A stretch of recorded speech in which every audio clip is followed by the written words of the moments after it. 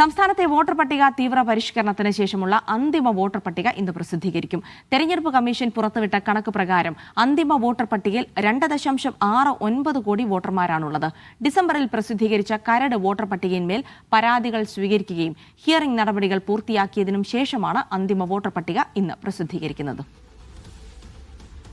വിജിൻ വായന്തോട് തിരുവനന്തപുരത്ത് നിന്ന് വിവരങ്ങൾ നൽകും. വിജിൻ, ഇന്നിപ്പോൾ അന്തിമ വോട്ടർ പട്ടിക വരുമ്പോൾ 9 ലക്ഷത്തോളം ആളുകൾ ഈ വോട്ടർ പട്ടികയിൽ നിന്ന് ഒഴിവായി എന്നുള്ള വിവരങ്ങൾ കൂടിയാണ് വരുന്നത്. അതിൽ പല ആളുകൾ ജീവിച്ചിരിപ്പില്ലാത്ത ആളുകൾ, വിദേശത്ത് പോയ ആളുകൾ എന്നൊക്കെയാണ്. പക്ഷേ അതിനപ്പുറത്തേക്ക് രാഷ്ട്രീയ പാർട്ടികൾ, CPM അടക്കം പലതരത്തിലുള്ള ആരോപണങ്ങൾ കൂടി ഉന്നയിച്ച് രംഗത്ത് വരുന്ന ഒരു സാഹചര്യമുണ്ട്. എന്തായാലും ഇന്നിപ്പോൾ വോട്ടർ പട്ടിക വരുമ്പോൾ എന്തൊക്കെ കാര്യങ്ങളായിരിക്കും കൃത്യമായി പരിശോധിക്കേണ്ടത്?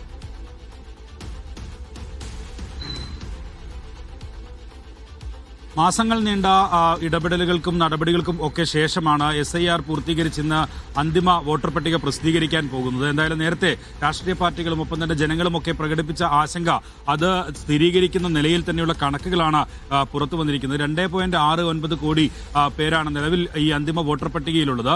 കരട് വോട്ടർ പട്ടികയിൽ നിന്ന് ഏകദേശം 53,229 പേരാണ് പുറത്താക്കപ്പെട്ടത് എന്നുള്ളതാണ്. അതിൽ ഈ തെരഞ്ഞെടുപ്പ് കമ്മീഷൻ കഴിഞ്ഞ ദിവസം വിശദീകരിച്ചത് മരണമടഞ്ഞവർ, ഒപ്പം തന്നെ വിദേശത്ത് സ്ഥിരതാമസമാക്കുകയും അവിടെ പൗരത്വം സ്വീകരിക്കുകയും ഒക്കെ ചെയ്തവർ ഉൾപ്പെടെയാണ് നിലവിൽ ഈ കരട് വോട്ടർ പട്ടികയിൽ നിന്ന് പുറത്താക്കപ്പെട്ട 53,229 പേരിൽ ഉള്ളത് എന്നുള്ളതാണ് തെരഞ്ഞെടുപ്പ് കമ്മീഷൻ പറയുന്നത്. നേരത്തെ തന്നെ രാഷ്ട്രീയ പാർട്ടികൾ ആശങ്ക ഉന്നയിച്ചിരുന്നത് അത് 9 ലക്ഷത്തിന് മുകളിൽ ആളുകൾ നിലവിലെ വോട്ടർ പട്ടികയിൽ നിന്ന് പുറത്താക്കപ്പെടും എന്നുള്ളതാണ്. അത് സംസ്ഥാനത്ത് ജീവിക്കുന്ന ആളുകൾ, പൗരത്വമുള്ള ആളുകൾ ഉൾപ്പെടെയുള്ളവർ വോട്ടർ പട്ടികയിൽ നിന്ന് പുറത്താക്കപ്പെടും എന്നുള്ള ആശങ്കയായിരുന്നു പങ്കുവച്ചത്. എന്തായാലും അതിന് സമാനമായ രീതിയിൽ തന്നെയാണ് നിലവിൽ 8.9 ലക്ഷം പേരാണ് വോട്ടർ പട്ടികയിൽ നിന്ന് നിലവിൽ പുറത്തായിട്ടുള്ളത് എന്നുള്ളത് തന്നെയാണ്.